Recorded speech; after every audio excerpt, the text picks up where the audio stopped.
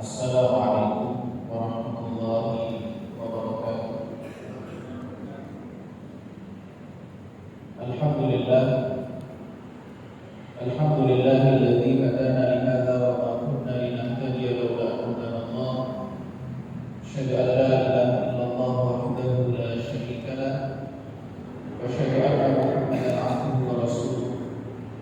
Allahumma shalli wa sallim ala Muhammad wa ala alihi wa ashabihi wa ala kulli man sara ala nahji ila yaumiddin, amma ba'd. Jamaah sekalian yang dimuliakan Allah Subhanahu wa taala, alhamdulillah di kesempatan siang hari ini Allah Subhanahu wa taala mudahkan kita melaksanakan salat zuhur berjamaah. Kemudian kita lanjutkan dengan majelis ilmu. Mudah-mudahan apa yang kita lakukan di siang hari ini diberkahi oleh Allah Subhanahu wa taala, sebagaimana Allah pertemukan kita di dunia dalam kebaikan. Mudah-mudahan Allah mengumpulkan dan mempertemukan kita dengan Rasulullah sallallahu alaihi wasallam. Amin ya rabbal alamin. Pada kesempatan siang hari ini kita melanjutkan pembahasan kita di pekan yang lalu tentang fikih aulawiyah atau fikih skala prioritas dalam beragama atau dalam beribadah kepada Allah Subhanahu wa taala. Sebagaimana kita sebutkan sebelumnya bahwa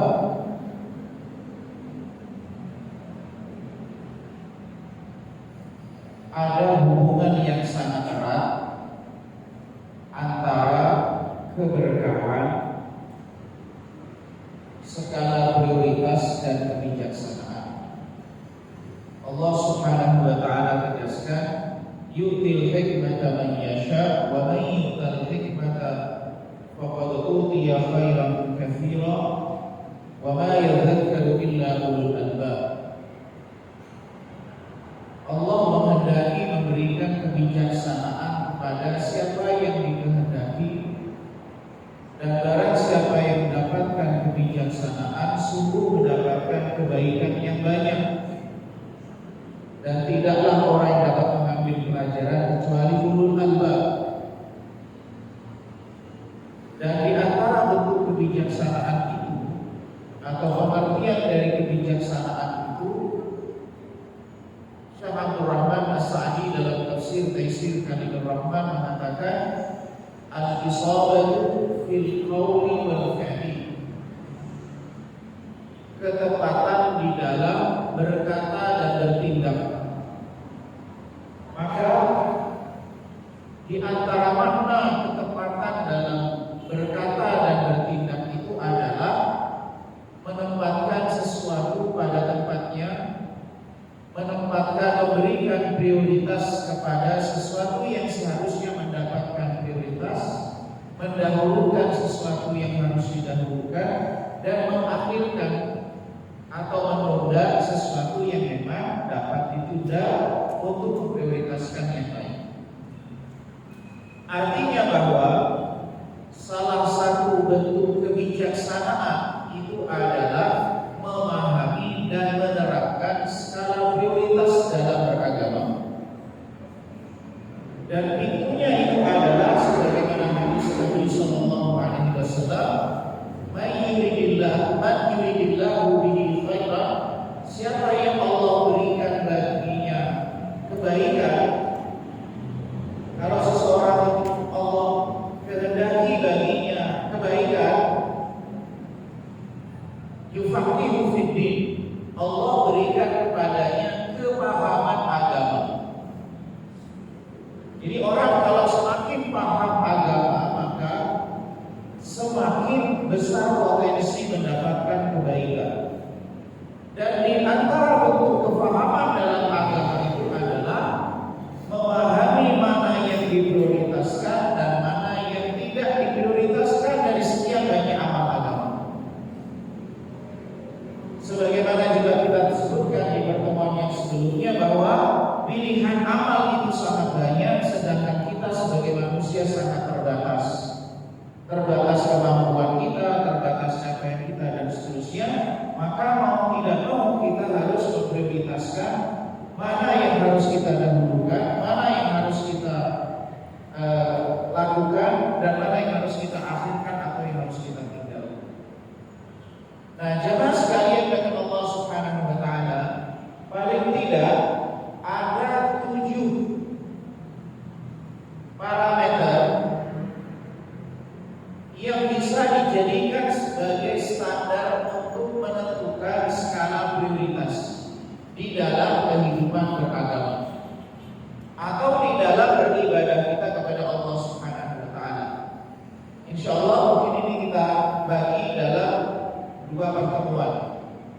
7 prinsip, 7 parameter dalam menentukan skala prioritas dalam beragama agar kita bisa beragama secara bijak, agar cara kita beragama itu mendatangkan keberkahan, agar cara beragama kita itu mendatangkan kebaikan yang lebih besar, bukan mendatangkan motor, bukan mendatangkan keburukan, kemudian ada kesalahan dalam beragama. Jadi kalau kita ingin agama kita, cara beragama kita, praktek beragama kita itu lebih baik, satu hal yang penting adalah memahami skala prioritas dalam beragama. Parameter yang pertama dari 7 parameter itu adalah skala prioritas itu ditetapkan berdasarkan urgensi amal yang diperintahkan oleh agama itu. Jadi parameter yang pertama adalah penetapan skala prioritas berdasarkan tingkat urgensi, tingkat kepentingan dari amal yang memang Allah perintahkan.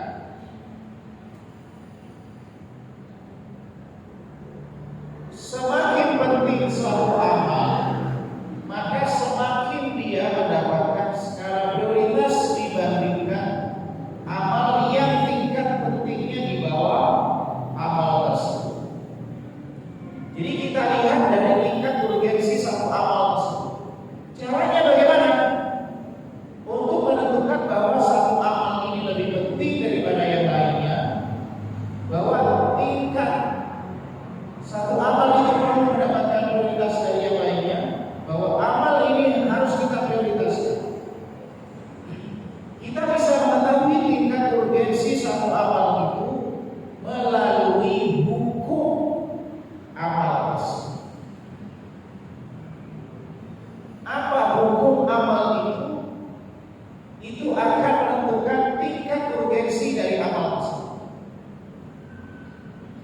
Ada 5 hukum yang kita kenal di dalam fikih. Ada yang namanya wajib, ada yang namanya sunnah, ada yang mubah, ada yang makruh, dan ada yang haram.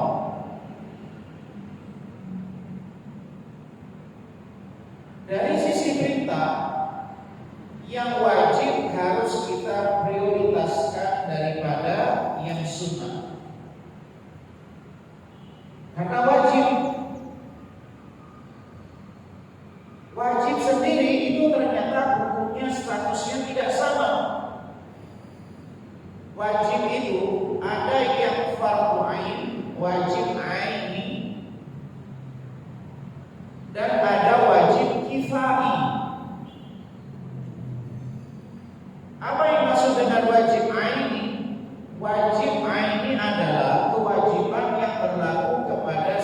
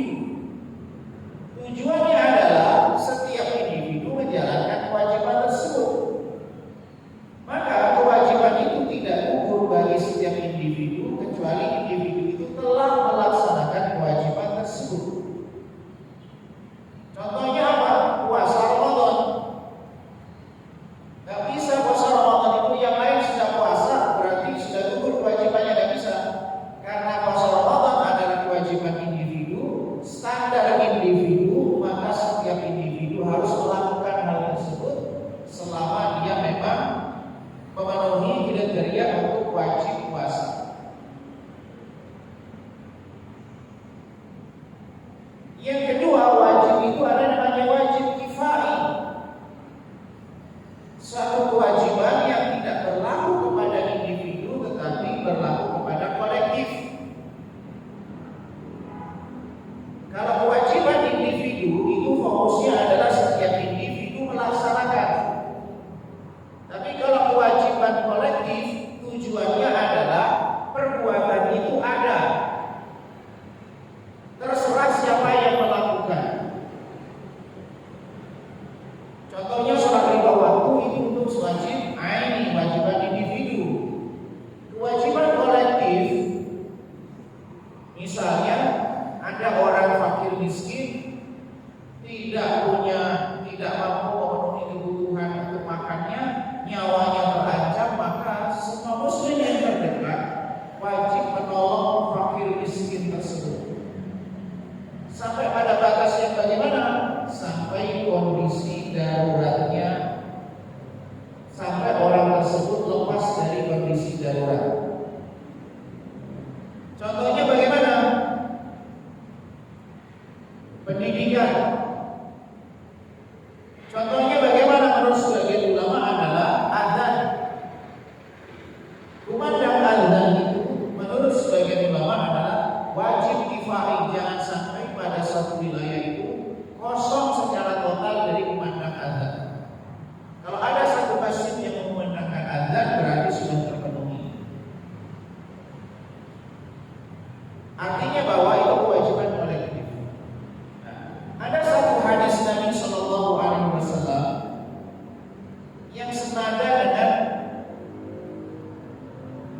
bagaimana kita menetapkan skala prioritas yang berdasarkan pada hukum.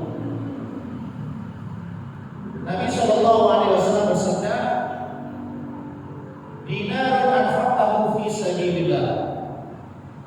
Dinar yang kau infakkan di jalan Allah. Dinar anfaqtahu fi raqabah. Dinar kau gunakan untuk membebaskan budak. Dinar tasaddaqtahu bihi ala miskin.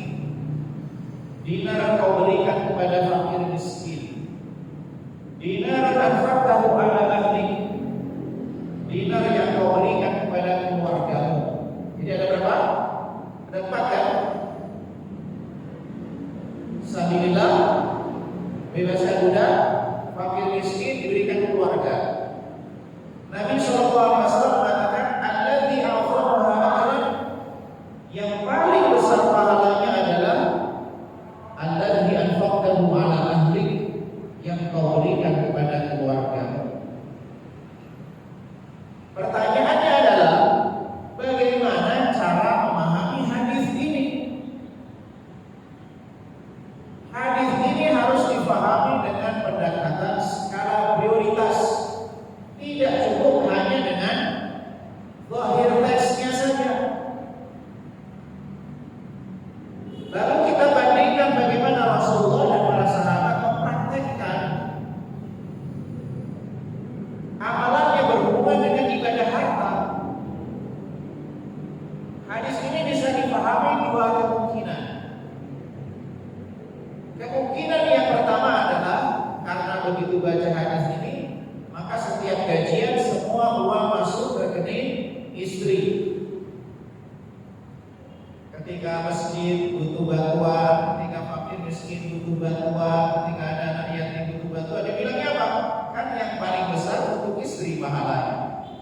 Sehingga dia menutup semua pintu hanya semua distribusi kepada istri. Tapi pertanyaannya adalah pemahaman ini salah atau benar? Bisa jadi niatnya baik, ingin dapat pahala yang paling banyak, tapi ini praktek yang salah. Kenapa konsekuensinya? Tetangga sakit parah, gak ada makanan, lalu orang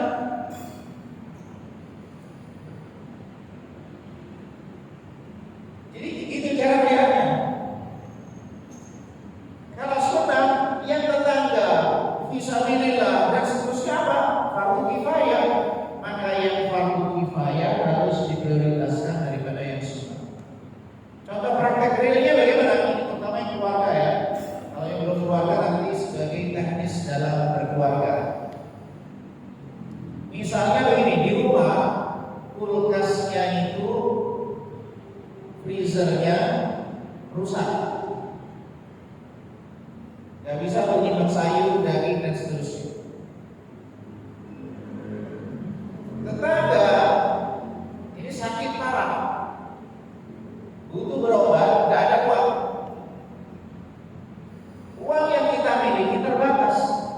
Istri minta jatah tambahan untuk perbaikan freezer atau untuk beli kulkas baru, pendingin baru, atau misalnya AC-nya mati, pendingin ruangan butuh perbaikan, uangnya terbatas nih, tetangga sedang butuh. Didahulukan mana? Maaf ya, ini istri saya butuh perbaikan ini, mungkinkah kita mengatakan begitu? Maaf ya, itu AC saya belum saya butuh perbaikan AC, padahal ini sudah sekarang sakit parah. Ini fardu kifayah, ini sunnah. Didahulukan yang mana?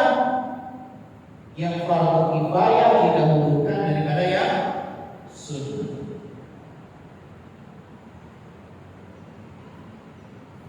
Itu parameter pertama.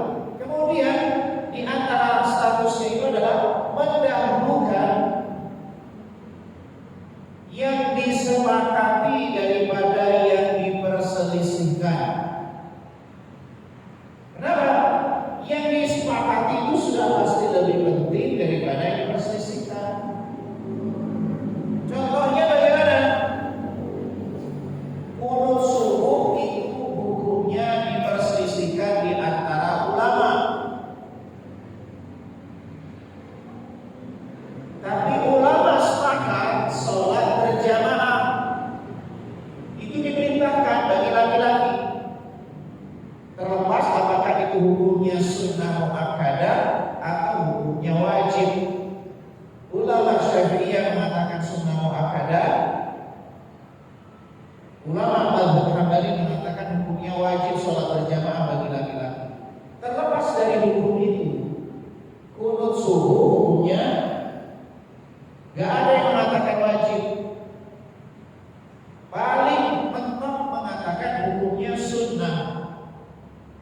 Maka dalam hal ini, misalnya orang dia gak qunut, lalu masjid dekatnya qunut, atau dia qunut masjid dekatnya gak qunut, maka dia sholat berjamaah atau sholat sendiri di rumah dengan qunut atau dengan tidak. Yang harus diprioritaskan adalah dia ikut sholat berjamaah mengikuti imam, karena itu disepakati. Sedangkan masalah hukum qunut itu diperselisihkan di antara ulama. Maka kita harus memprioritaskan mana yang disepakati, karena itu adalah hal yang penting daripada yang diperselisihkan. Kemudian di antara tanda sesuatu itu adalah penting mendahulukan yang pokok daripada cabang.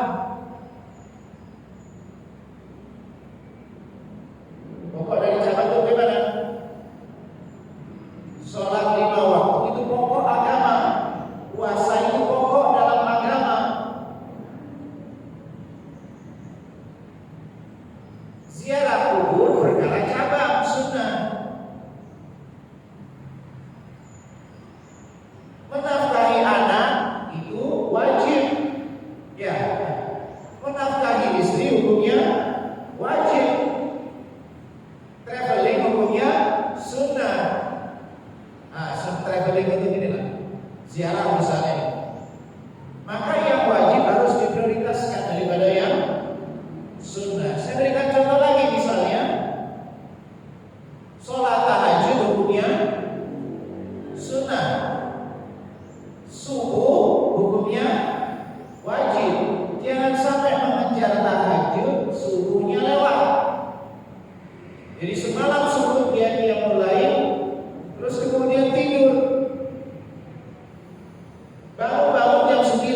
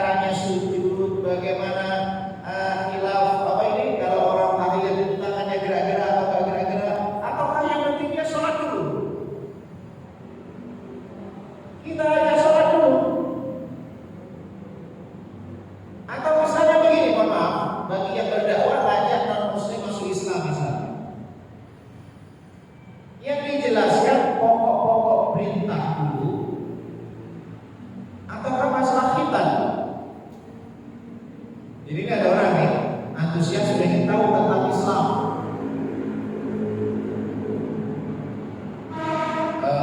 Bagaimana sih Islam? Kalau saya masuk Islam bagaimana? Apa yang saya lakukan dan seterusnya. Kalau kamu masuk Islam, khitan dulu. Kalau orang belum tahu bisa jadi takut. Belum paham khitan itu bagaimana dan seterusnya. Wah, bahaya dong. Nggak jadi masuk Islam. Terutama dakwah di pedalaman tuh. Karena ada Ustaz Fadlan, Pedalaman itu kan berdakwah dimulai dengan satu mandi. Bertahap. Kita kenalkan yang penting sholat dulu, masalah kita nanti dulu bertahap. Bagaimana cara bersuci dan seterusnya. Nanti kalau sudah bersama dengan waktu, masalah persoalan kita menyusul. Yang laki-laki itu yang pertama, bahwa skala prioritas berdasarkan kepada hukum satu amal itu. Yang fardu ain didahulukan daripada fardu kifayah didahulukan daripada yang sunnah muakkadah didahulukan daripada sunnah ghair muakkadah. Sunnah yang sangat ditekankan didahulukan daripada yang sangat ditekankan. Contohnya apa? Sholat sunnah sebelum sholat subuh 2 rakaat sebelum subuh dengan tahiyatul masjid. Orang kalau sudah sholat qobliyah subuh bisa dari rumah ke masjid, lalu sholat sunnah 2 rakaat sebelum subuh, tidak perlu lagi sholat tahiyatul masjid. Kenapa? Fungsi dari tahiyatul masjid sudah dipenuhi dengan adanya 2 rakaat sebelum subuh. Kenapa? Karena Nabi mengatakan kalau kalian masuk maka jangan dulu kecuali sholat 2 rakaat.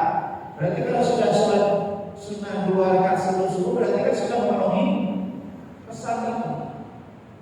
Nah, yang muakkadah yang sangat ditekankan diprioritaskan daripada yang ghair muakkadah. Yang sunnah didahulukan daripada yang mubah. Itu skala prioritas daripada sisi hukum. Yang kedua, parameter prioritas itu berdasarkan waktu.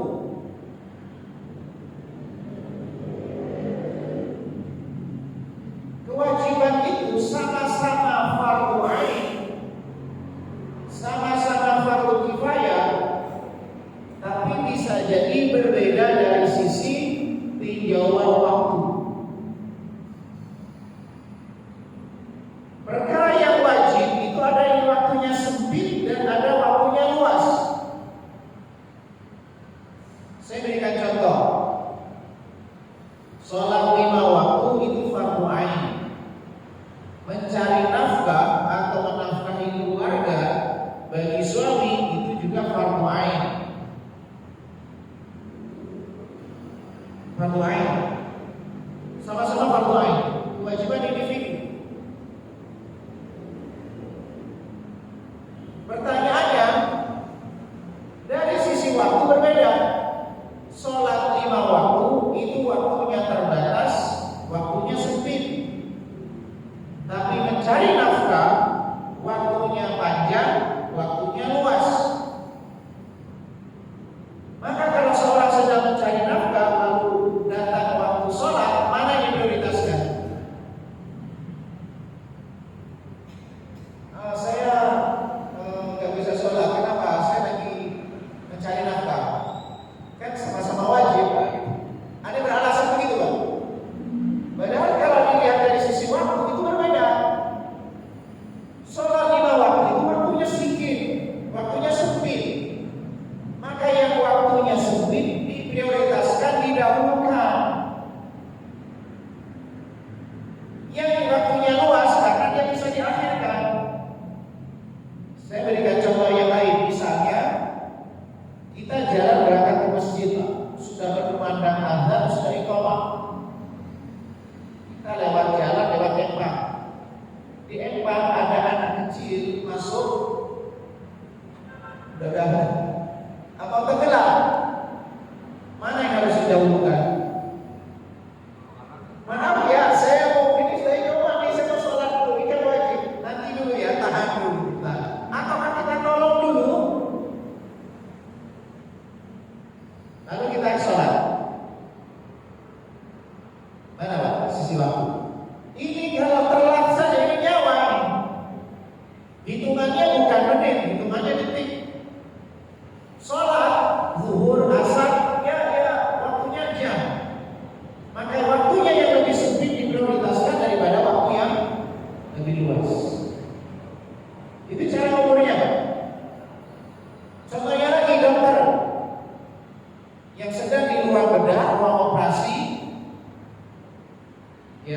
kasusnya macam-macam. Ada yang kasusnya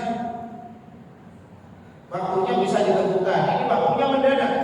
Dokter bedah langsung dihubungi, Pak ini situasi darurat, harus sekarang penanganan, tindakan. Masuk sebelum waktu maghrib, ini kemungkinan operasi berjalan sampai isya. Ini harus segera kita katakan, oh maaf ini sebentar lagi maghrib nih, saya sholat maghrib dulu. Atau kalau langsung masuk ke ruang operasi, tindakan. Kalau itu dilakukan, nanti sholat maghribnya hilang. Tapi bisa dijamak. Maka dalam hal ini boleh dijamak waktunya. Maghrib bisa dijamak dengan isya, tapi nggak kosong. Demi kemaslahatan penyelamatan nyawa. Nah gitu Pak. Termasuk misalnya, maaf tadi ada terlewat dari sisi status urgensi, perkara yang primer harus didahulukan daripada yang sekunder harus diprioritaskan daripada yang tersier. Apalagi ada waktu. Ada 5 maslahat Pak. Menjaga agama, menjaga jiwa, menjaga akal, menjaga kehormatan, dan menjaga harta. Ini masing-masing, ini kalau sama-sama primer, menjaga agama diprioritaskan daripada menjaga jiwa diprioritaskan daripada menjaga akal diprioritaskan daripada menjaga kehormatan, kehormatan diprioritaskan daripada menjaga harta. Kalau sama-sama primer. Tapi kalau ini misalnya ada yang primer, ada yang sekunder, maka yang primer didahulukan daripada yang sekunder. Maka di masa Nabi itu kalau ada seorang sahabat, kalau nggak mau menghina Nabi, maka dia akan dibunuh. Maka dia mengucapkan kata-kata yang merendahkan Nabi untuk menyelamatkan nyawanya. Dan itu dimaafkan di dalam agama. Itu contoh bagaimana skala prioritas di dalam beragama. Yang kedua tadi yang kita sebut tentang waktu. Jangan sampai kemudian kita itu beragama niatnya baik. Niatnya tadi ada anak yang mau tadi tenggelam tadi. Saya mau menjaga sholat jamaah saya nggak mau ketinggalan takbiratul ula. Takbiratul ula itu apa? Takbir yang pertama. Akhirnya apa? Balik setelah jamaah anaknya tenggelam udah kaku. Yang disalahkan agamanya, bukan yang salahnya agamanya, yang salah cara beragamanya.